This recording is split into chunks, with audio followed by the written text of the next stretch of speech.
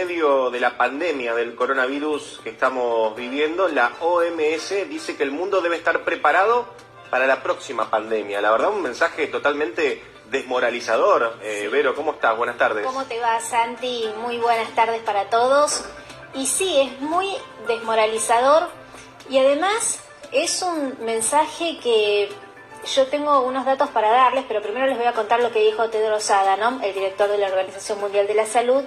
Instó a los países a aumentar la inversión en cuanto a temas de salud y dijo textuales palabras: esta no será la última pandemia, la historia nos enseña que los brotes y las pandemias son una realidad, pero cuando llegue la próxima pandemia, el mundo debe estar preparado, más preparado que esta vez, añadía, ¿no? Y en medio de esta situación, yo les contaba el otro día que la Organización Mundial de la Salud ya tiene para enfrentar muchos juicios a nivel penal de distintos países del mundo, sobre todo por los errados protocolos que envió, digamos, a los países. Uno de ellos era que, por ejemplo, no se realicen autopsias a los cadáveres, y que gracias a que un grupo de médicos italianos desoyó esta línea de conducta, hicieron las autopsias y se dieron cuenta que en realidad el tratamiento que también estaba siendo recomendado por la Organización Mundial de la Salud no era el adecuado, por eso no terminaban de morirse italianos en los hospitales, sobre todo en el norte de Italia. Hay un grupo de médicos que se agruparon, se llaman profesionales de la salud, pero a nivel mundial. Participan científicos de estados de América, del continente americano y también de Europa.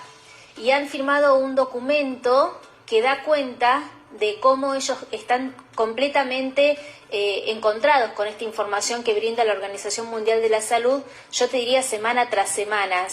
Hacen un análisis que es muy interesante para que todos conozcamos, que dice lo siguiente, Santi. Sí. Todos estos médicos, epidemiólogos, especialistas en enfermedades de transmisión respiratoria sobre todo, dicen que, para que tengamos una idea, la gripe ocasionó entre noviembre del año pasado y marzo de este año, cuando estaba la explosión en Europa, ¿se acuerdan? Acá nosotros en marzo empezamos la cuarentena para que más o menos nos organicemos, pero ya habíamos visto todo lo que pasaba en Europa, sobre todo en España y en Italia. Bueno, en estos 5 meses, porque son 5 meses completos, el COVID mató a 40.000 personas en el mundo, ¿eh? Estamos hablando hasta marzo del año 2020, a 40.000 personas. ¿Sabés cuántos murieron de gripe en el mismo periodo el año pasado en el mundo? Recordemos, 40.000 de COVID-19. Sí. De gripe murieron 270.000 personas. Fíjate vos, estos son datos oficiales. La gente, los científicos no pueden inventar estos datos. Y además dan otra estadística que es muy buena para hacer la comparación. La tasa de letalidad del COVID-19, según la Organización Mundial de la Salud, cuando recién empezaba todo esto, ellos decían que la tasa de letalidad, esto quiere decir que de los que se enferman, es el porcentaje de los que se enferman los que mueren, ¿sí? La tasa de mortalidad, recuerden ustedes, que es cuando se cuenta toda la población, no importa que esté infectado o no. Por eso es muy importante aclarar esta diferencia. De los que se enferman de COVID, según la Organización Mundial de la Salud, el 3,4% iba a morir. Esto cuando recién empezaban los anuncios. ¿Sabes cuál es la tasa de letalidad que anunció la Organización Mundial de la Salud hace poco? 0,6%. Es decir, habían sobreestimado la tasa de letalidad, decían ellos que era del 3,4% y termina siendo del 0,6%. Y otro dato, y termino con esto. El COVID-19 terminó siendo 3 veces menos mortal que el SARS-1. ¿Se acuerdan el SARS del año 2003? Que yo siempre les cuento que es otro coronavirus. Ese coronavirus tenía un 10% de letalidad contra el 3,4% del que dijo la Organización Mundial de la Salud del COVID. Es decir, era mucho más letal. Sin embargo, nunca se frenaron las economías, no se anularon las clases, tampoco se cerraron las fronteras. Estamos hablando del año 2003 con otro tipo de coronavirus que tenía un 10% más de letalidad que el COVID-19. Y otro dato, en el año 2012 hubo otro coronavirus. ¿Sabés qué grado de letalidad tenía este otro coronavirus, Santi? ¿Cuánto? 35%. Y nunca se cerró ninguna escuela, nunca se frenó ninguna economía, ni tampoco se evitó que las personas puedan viajar. Y sí, en todos los casos sugerían lavarse las manos y evitar los lugares cerrados.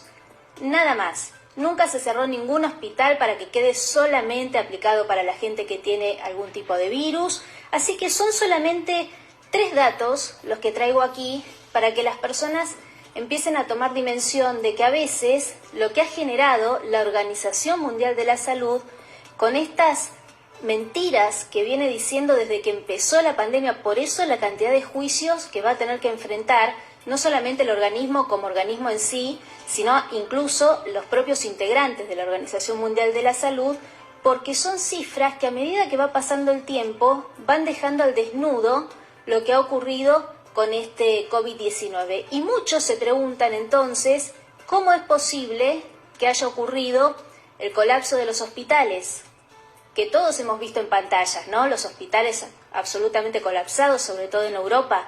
En España, en Italia, veíamos los camiones con los cadáveres andando, los camiones militares. ¿Se acuerdan de esa imagen? Bueno, dice este grupo de científicos que todo ese pánico que causó el organismo la Organización Mundial de la Salud, se traduce en la desesperación de las personas de ir a los hospitales cuando posiblemente estaban cursando un COVID-19 prácticamente con una letalidad muy baja. Le hagamos caso a la Organización Mundial de la Salud. Supongamos que era de 3,4 en aquel entonces.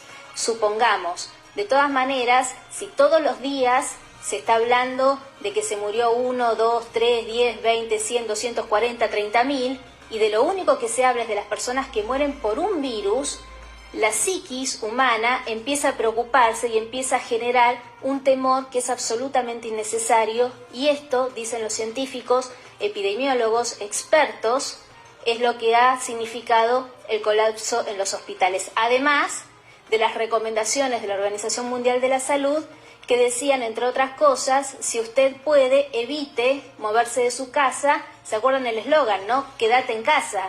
Las personas dejaron de hacerse tratamientos para otras enfermedades infecciosas, para otras enfermedades que tienen que ver con lo oncológico, para enfermedades que tienen que ver, por supuesto, con situaciones mucho más graves que el COVID-19. Por eso los hospitales empezaron a cerrar, empezaron a quedar únicamente destinados a esto. El personal de la salud empezó a enfermarse, a estresarse, a cansarse. Todo esto genera, sin lugar a dudas, una situación de pánico mundial que hace que las personas, en definitiva, vayan a los hospitales corriendo frente, por ejemplo, a un grado de fiebre, por ejemplo. Así que es importante decir lo que la Organización Mundial de la Salud anuncia, por supuesto, para eso estamos. Pero también es muy importante hacer este tipo de aclaraciones que son datos muy precisos y son números. Acá no hay mentiras, Santi. Y si te parece, no sé si nuestro director así lo dispone, también se habló de una buena noticia que tiene que ver con cómo evitar el contagio del COVID-19 y de otras cosas. Pero bueno, hablemos del COVID-19. Un gran secreto para disminuir el riesgo de contagio, ¿sabés cuál es? No es ni el Remdesivir, ni la hidroxicloroquina, ni tampoco todos los, ni muchísimo menos las vacunas, muchísimos menos. Es tomar sol, porque el sol ayuda a la producción de la vitamina D y esto aumenta la posibilidad de no contagiarse, reitero, no solamente del COVID, sino de cualquier otro virus. No lo digo yo, como siempre les digo, son especialistas que entienden que la vitamina D acaba de emerger, dice el informe, con potencia inusitada en una serie de otros informes que aparecieron en cadena en al menos 3 de los más importantes medios científicos del mundo. Todos ellos advirtiendo el valor y consecuencias de su presencia o no en los pacientes.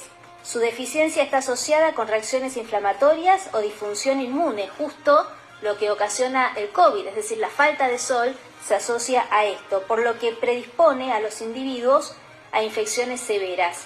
Así que estos estudios que han sido publicados en revistas de medicina muy prestigiosas, como recién les decía, dan cuenta de otra novedad que hace rato les venimos también advirtiendo desde la pantalla de Canal 26.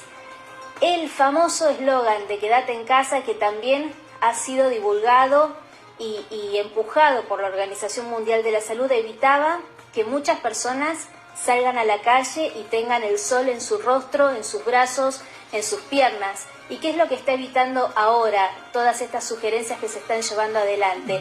En Europa, que las vacaciones sean más limitadas. Se llevan a las personas presas en las playas porque hay algunos gobernantes que entienden que tienen que seguir haciendo cuarentena dentro de sus casas. Y en otras situaciones se está viendo si se va a permitir que las personas puedan llevar adelante vacaciones al sol, al aire libre, teniendo en cuenta estos estudios que hablan de la salud y de cómo podemos prevenir los contagios, reitero, no solamente del COVID, pero hablemos de lo que pasa con el COVID-19. Así que es una excelente noticia, el sol que nos pegue en la piel unos cuantos minutos al día, por eso es importante aprovechar para salir a caminar, para salir a distenderse, porque psicológicamente también nos ayuda mucho conversar de lo que nos angustia con nuestros seres queridos en la